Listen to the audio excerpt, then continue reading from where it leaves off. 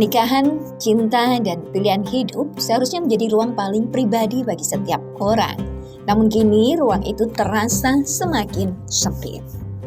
Ya, nikah tanpa pencatatan, hidup bersama tanpa ikatan resmi, hingga poligami tanpa izin merupakan praktek yang nyata terjadi di tengah masyarakat. Hal ini kini ramai diperbincangkan karena dianggap bisa berujung pidana lewat KUHP yang baru. Pemberlakuan Undang-Undang Nomor 1 Tahun 2023 tentang Kitab Undang-Undang Hukum Pidana menandai fase baru dalam politik hukum perkawinan di Indonesia. Ya, negara tidak lagi hanya mengatur perkawinan melalui hukum perdata dan administrasi kependudukan, namun mulai memasuki wilayah pidana. Praktek nikah siri dan poligami ilegal yang dilakukan tanpa memenuhi prosedur hukum negara kini berpotensi dikenai sanksi pidana. Sebagian orang merasa dilindungi, sebagian lain merasa diawasi, dan banyak justru yang bingung apakah ini perlindungan hukum atau pembatasan privasi. Di tengah pro dan kontra, satu hal tak boleh hilang, yaitu pemahaman yang utuh. Karena hukum bukan hanya soal pasal, namun soal dampaknya pada kehidupan nyata manusia. Ya pemirsa Kompas TV dimanapun Anda berada, berjumpa lagi dengan saya Farida Amalia selama 30 menit ke depan dalam program Sapa Jateng. Dan seperti yang kita ketahui bersama bahwa pernikahan, cinta, dan pilihan hidup seharusnya menjadi ruang paling pribadi bagi setiap orang. Namun, hari ini ruang itu berubah menjadi perhatian publik. Nikah tanpa pencatatan, kemudian hidup bersama tanpa ikatan, hingga poligami adalah praktek nyata yang setiap hari hampir kita jumpai di lingkungan. Kemudian hal ini ramai diperbincangkan karena dianggap bisa berujung pidana lewat KUHP yang baru. Dan untuk mengetahui lebih detail, sebenarnya ini sebagian orang merasa dilindungi dengan KUHP ini, kemudian sebagian orang lain merasa terkesan diawasi. Kemudian banyak yang justru bingung apakah ini perlindungan hukum atau pembatasan kebebasan. Dan untuk mengetahui lebih detail terkait dengan hal ini, saat ini kita sudah bersama dengan Profesor Dr. Haji Djawadi Hafiz dari Dekan Fakultas Hukum Unisula yang juga pakar terkait dengan hukum ini. Kita akan langsung berbincang dengan beliau. Apa kabar ini, Prof? Baik, alhamdulillah kabar baik, Mbak. Alhamdulillah, Prof. Ini yang lagi rame di perbincangan di publik ini. Jadi dengan adanya KUHP yang baru, ini kan disebut-sebut tuh masuk ke kamar tidur warga, tanda kutip ini. Ini apakah kritik ataukah masyarakat yang salah mengartikan atau bagaimana, Prof, terkait dengan KUHP yang baru ini terkait dengan nikah siri, poligami? Iya. Yang pertama, saya ingin menyapa para pendengar ya Kompas Jawa Tengah ini atas kesempatan yang diberikan pada saya untuk berdialog terkait dengan yang menjadi fenomenal dengan berlakunya Undang-Undang Nomor 1 2023 tentang KUHP nasional ini tentang nikah siri ya. Kalau kita bicara tentang nikah siri, itu kan asal muasalnya itu kan merupakan wilayah private ya. Persoalan pernikahan itu kan wilayah private dan di dalamnya mengandung satu unsur yang tidak semua orang atau tidak gampang orang bisa terlibat di dalamnya di dalam praktek persoalan pernikahan itu.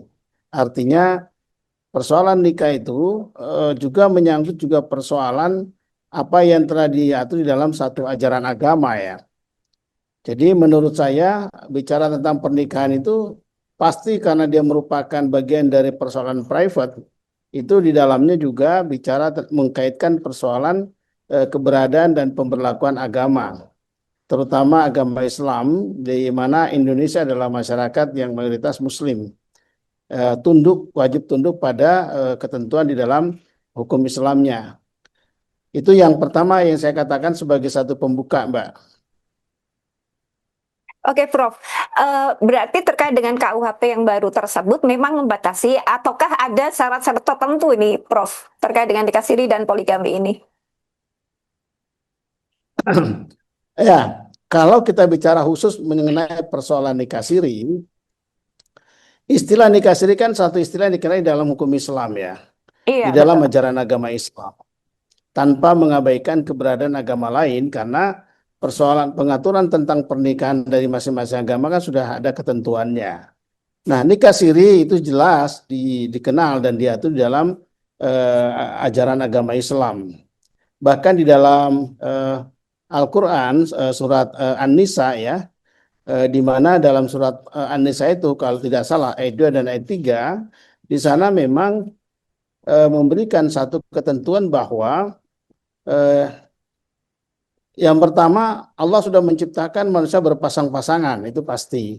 Yang Iya, kedua juga memberikan di dalam kitab sucinya juga memberikan ruang bagi umatnya untuk melakukan pernikahan lebih dari satu orang.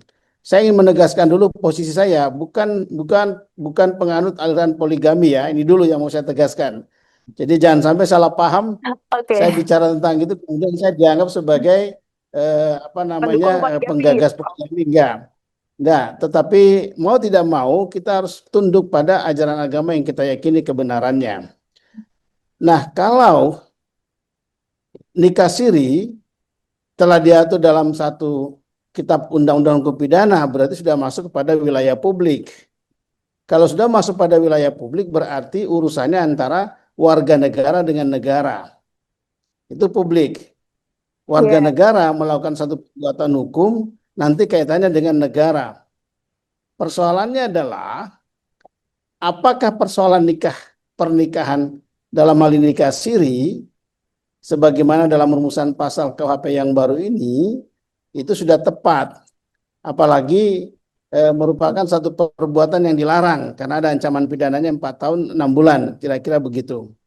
Nah, kalau sudah seperti itu pengaturannya berarti eh, masyarakat Indonesia itu dilarang melakukan perbuatan nikah siri atau pernikahan kata-kata secara adatnya di bawah tangan, dilarang. Nah, pertanyaannya adalah, kalau itu dilarang nikah siri, lalu bagaimana dengan keberadaan pemberlakuan hukum Islam terkait dengan pernikahan tersebut di Indonesia? Karena persoalan nikah siri kan sudah dikenal dan diakui selama Indonesia merdeka ini, bahkan sebelum Indonesia merdeka itu di dalam Islam itu dikenal yang namanya nikah siri. Nikah yang dilaksanakan menurut ketentuan ajaran agama dalam hal ini agama Islam. Jadi kalau kita lihat di dalam pasal 402 di dalam undang-undang kitab undang-undang yang baru, Undang-Undang 1 2023 sudah merupakan satu larangan, artinya warga negara Indonesia yang beragama Islam dilarang melakukan pernikahan siri. Kalau itu yang terjadi maka sudah menentang ketentuan ajaran agama Islam. Nah, dalam konteks ini saya sebagai warga negara Indonesia yang juga harus tunduk pada ketentuan hukum positif yang berlaku di Indonesia, tetapi dalam hal tertentu yang memang dilegalkan, diakui sah dan berlaku dalam hukum Islam, dalam ajaran agama Islam, saya akan berpegang teguh di situ. Sehingga terkait dengan keberadaan pasal 402, 403 dan seterusnya yang melarang warga negara Indonesia yang beragama Islam melakukan pernikahan siri, menurut saya itu adalah satu pengingkaran terhadap keberadaan ajaran Islam terkait dengan pernikahan. usai yang satu ini kami akan segera kembali.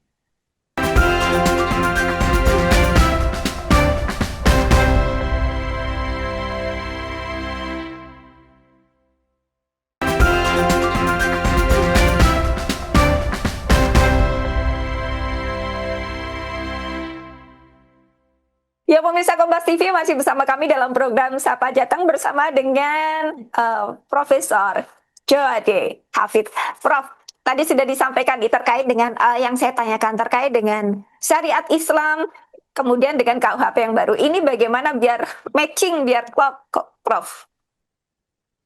Ya, saya ingin mengomentari apa yang dikatakan oleh Pak Habibur Rahman selaku Ketua Komisi 3 tadi yang disampaikan oleh Panjenengan. bahwa memang dalam Islam juga dilarang keras seorang laki-laki menikahi wanita yang masih punya suami sah.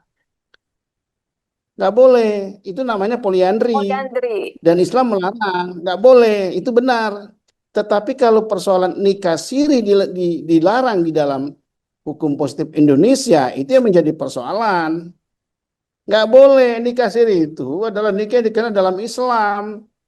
Ya, selama memenuhi syarat dan rukun pernikahan di dalam Islam itu sah. Ya, hanya saja teknis pelaksanaannya tidak dilakukan di hadapan KUA. Tidak ada Itu pencatatan sipilnya masalahnya. gitu ya, Tetapi kan Prof. syarat lain kan harus terpenuhi. Ada calon mempelai pria, mempelai wanita, ada Saksi. saksi dan ada penghulu yang menikahkan. Ada yang menikahkan. Nah, kalau itu sudah lengkap, hanya saja tidak dilakukan di hadapan KUA, lalu pernikahannya dianggap sah, kemudian diancam pidana 4,6 tahun misalnya, itu yang tidak benar menurut saya. Jadi rumusan pasal tersebut yang melarang nikah siri itu saya berpendapat itu tidak bisa, tidak benar. Itu menyimpangi ketentuan hukum Islam. Oke. Nah, konsekuensinya Indonesia tentu kan harus ada hal tertentu yang tunduk pada hukum Islam dan ada hal yang memang hanya tunduk pada hukum positif kita. Nah, Islam mayoritas pengikutnya di Indonesia, lalu persoalan nikah siri itu dikenal, diakui di Indonesia, itu harus diterima apa adanya gitu. Jadi begini, mengapa dalam Islam membenarkan adanya nikah siri? Itu yang pertama adalah untuk mencegah terjadinya perzinahan di mana-mana. Betul. Jadi daripada berzina di mana-mana, lebih baik dia dilegalkan dengan nikah siri. Karena mungkin kalau nikah menurut hukum positif hukum negara yang harus ada KUA di sana, ada persyaratan-persyaratan yang harus dipenuhi, misalnya wajib mendapatkan persetujuan dari istri pertama. Yang kedua, diajukan ada penetapan pengadilan membolehkan misalnya. Nah, itu kan memakan waktu yang cukup lama dan itu hampir orang tidak mau menempuhnya. Jadi berislam itu tidak mempersulit pengikutnya. Sekarang kalau saya dihadapkan pada dua pilihan, lebih memilih mana? Ya, melarang nikah siri lalu kemudian terjadi perzinahan di mana-mana. Karena tidak boleh nikah siri. Harus nikah menurut hukum negara, hukum positif yang ada dengan persyaratan semacam itu. Sementara namanya anak Adam, siapa yang bisa yang menghalang-halangi kalau dia punya keinginan untuk menikah? Bagaimana coba? Di negara Arab sana justru itu sangat dijunjung tinggi. Dijunjung tinggi. Kenapa? Karena supaya tidak terjadi perzinahan di mana-mana. Tidak jadi bebas seks dengan orang yang bukan muhrimnya.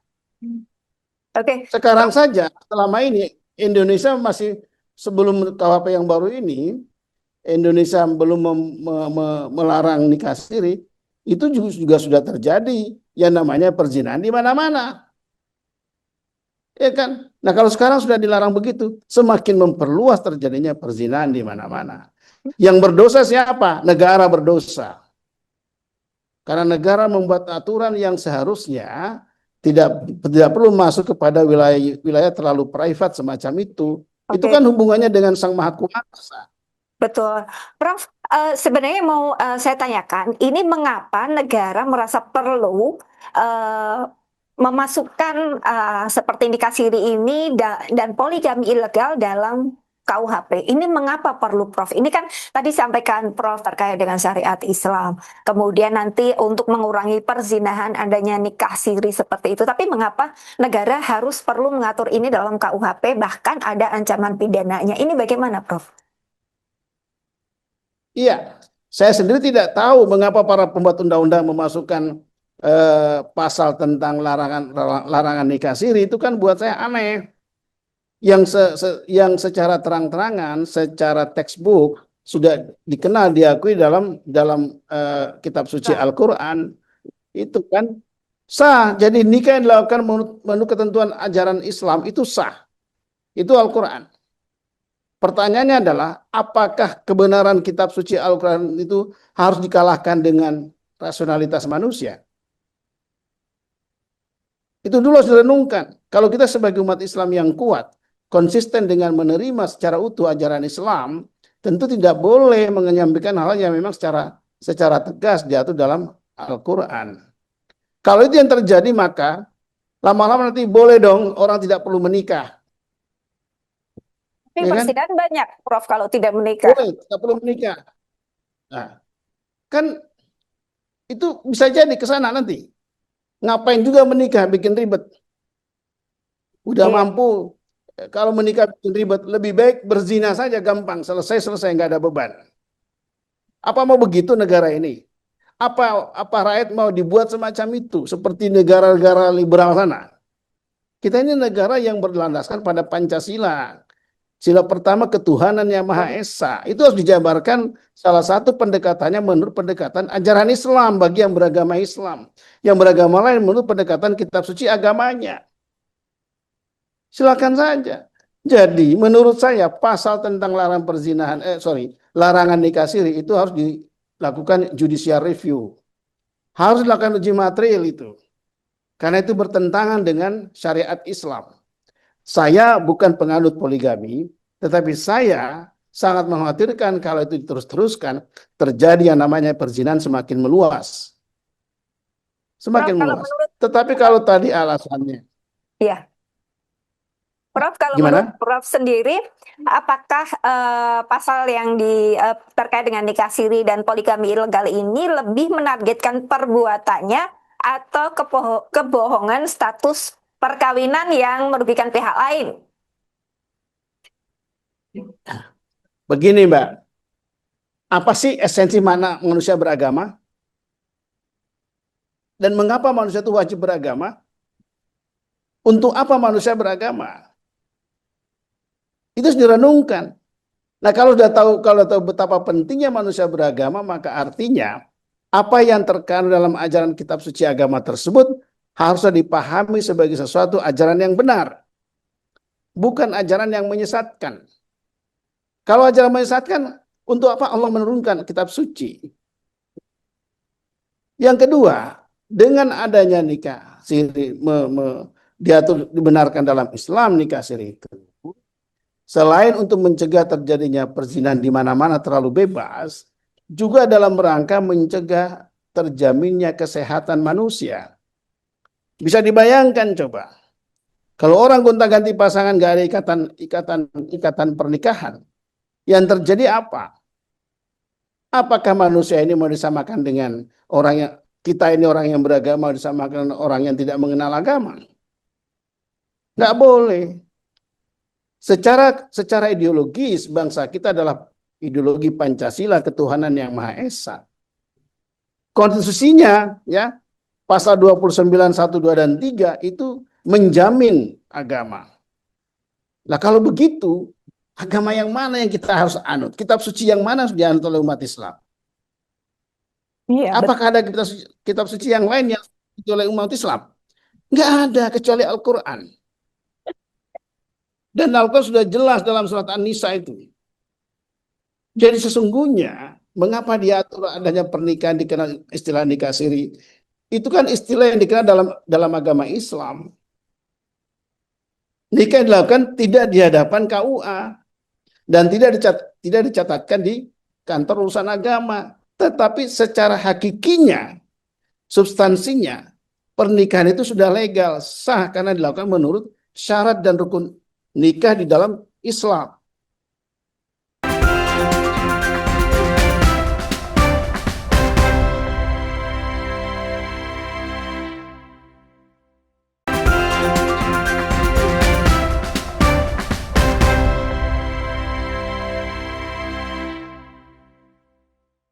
Prof, berarti dengan adanya pasal dalam KUHP yang baru ini justru membuat orang yang tadinya sudah nikah siri kemudian ingin mencatatkan dalam KUA ini malah jadi takut gitu atau enggak nih Prof? Gara-gara takutnya nanti ketahuan nih nikah siri akhirnya kena pidana seperti itu atau bagaimana Ya nih bisa Prof? jadi orang jadi takut, itu jadi takut.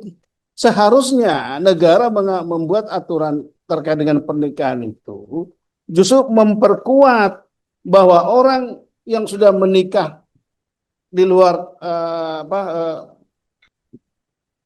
tidak di hadapan KUA, artinya nikah menggunakan nikah siri harus dilindungi untuk segera dicatatkan ya di kantor urusan agama, bukan justru diancam pidana 4,6 tahun. Nanti yang terjadi adalah terjadi yang namanya kebohongan di mana-mana. Pasal yang mengatur tentang nikah siri itu sebelum terlalu jauh dilaksanakan, diberlakukan, dan menimbulkan persoalan yang lebih luas, saya berpendapat perlu dilakukan uji materil pasal yang melarang nikah siri. Oke, Begitu. Prof, sebagai akademisi hukum pidana, apakah negara ini harusnya mengatur moral atau cukup mengatur dampak sosialnya saja nih, Prof? Dua-duanya, negara harus mengatur moral masyarakatnya, dan negara juga wajib mengatur dampak sosialnya. Tidak boleh satu saja. Nah, kalau keberadaan larangan nikah siri dalam KUHP yang baru ini, menurut saya, negara hanya melihat dampak sosialnya saja, tapi tidak mengatur tentang moral. Dan kalau negara tidak mengatur tentang moral warga negaranya, mohon maaf, yang terjadi adalah melebarnya kerusakan moral dalam masyarakat. Dan itu lebih berbahaya. Sekarang saya tanya, apakah negara bisa menjamin warga negara untuk tidak melakukan hubungan seks secara bebas? Tidak bisa. Bisa menjamin nggak? Nah, kalau tidak bisa, maka warga negara jangan dipersempit. Ya, sepanjang dibenarkan dan diakui dalam ajaran agama, itulah yang harus menjadi bagian yang melengkapi. Menurut saya, aturan hukum positif yang dibuat oleh negara tidak boleh bertentangan dengan ajaran agama. Itu kata kunci. Negara silakan membuat aturan hukum, pidana maupun perdatanya, tetapi aturan hukum yang dibuat oleh negara tidak boleh mengingkari keberadaan ajaran yang diatur dalam agama. Itu Berarti yang benar dipikirkan. menurut Profesor, terkait dengan KUHP yang baru ini, apakah efektif menekan praktek poligami ilegal dan nikah siri, atau justru lebih membangkitkan ini pasangan-pasangan ilegal justru tanpa nikah siri? Menurut Prof, bagaimana nih, Prof? Yang pasti dengan adanya larangan nikah siri dalam pasal 402 KUH pidana yang baru ini, itu justru memperluas ruang terjadinya perbuatan melanggar norma agama dan melanggar kesusilaan. Bisa terjadi praktek hubungan Perzinahan. hubungan bebas, perzinahan bisa semakin merajalela di mana-mana. Karena bagaimana nikah siri nggak boleh daripada diancam pidana. Sementara Allah menciptakan kaum laki-laki itu, dia sudah dengan segala kelebihan dan kekurangannya ada di situ. Ada di situ. Mengapa? Itu kan saya bilang, janganlah membuat aturan yang menambah orang berbuat dosa. Berbuat dosa. Jadi melarang nikah siri itu menambah orang berbuat dosa. Karena apakah negara bisa menjamin juga setiap keinginan warga negaranya untuk menikah lagi lalu diberikan kemudahan-kemudahan? Enggak. Yang kedua, apakah negara bisa membantu masyarakat warga negara yang kaum laki-laki ketika keinginan itu untuk melakukan hubungan biologis dengan lawan jenisnya lalu tidak ada jalan? Bisa enggak? Oke, berarti Mau intinya melakukan takut dosa. perlu Tidak dilakukan melakukan dia judicial bisa review ya, Prof terserang ya. penyakit. Bagaimana? Berarti perlu dilakukan judicial review terkait dengan pasal terkait dengan nikah siri dan poligami ilegal ini, Prof. Saya yang katakan adalah pasal yang melarang nikah siri di dalam KUHP baru itu harus dilakukan uji materil. Saya tidak berbicara larangan poligami ya, jangan disalah tafsirkan. Ya. Walaupun saya bukan penganut poligami, tetapi dalam konteks ini kita harus melihat secara utuh, secara objektif persoalan yang dirasakan dan dihadapi oleh masyarakat kita. Jangan membuat aturan diri kita dijadikan ukuran sementara di sana itu masyarakat banyak yang berbeda dengan kenyataan diri kita. Maka keberpihakannya harus lebih melihat kepentingan masyarakat luas, kebutuhan kaum laki-laki dan wanita secara luas. Jadi adalah salah menurut saya kalau ada yang mengatakan bahwa nikah siri itu justru memperbanyak orang melakukan dosa. Justru sebaliknya, larangan nikah siri membuka ruang orang melakukan perbuatan dosa. Oke, Prof, Itu semoga yang berbahaya. apa yang disampaikan oleh Profesor ini terkait dengan nikah siri dan poligami ilegal yang diatur dalam KUHP yang baru ini bisa menjadi masukan untuk para pejabat yang ada yang di sana. Semoga ini bisa ada semacam uji material ataupun judicial review seperti itu ya, Prof ya. Matur Ya, suwun. jadi saya kata kunci yang saya sampaikan bahwa Iya. justru dalam KUHP baru itu harus memberikan kepastian hukum terhadap terjadinya nikah siri yang dilakukan oleh warga negara, harus dilindungi dan diwajibkan untuk mendaftarkan pernikahan sirinya kepada negara supaya tercatat demi kepastian hukum dan jaminan hidup masa depan anak-anaknya, keturunannya. Bukan justru dilarang orang menikah siri, karena nikah siri itu dikenal dalam Islam, begitu. Oke, Ya. Prof. Terima kasih banyak atas waktunya. Semoga perbincangan ini bermanfaat. Saya Farida Amalia pamit undur diri. Kompas TV, independen, terpercaya.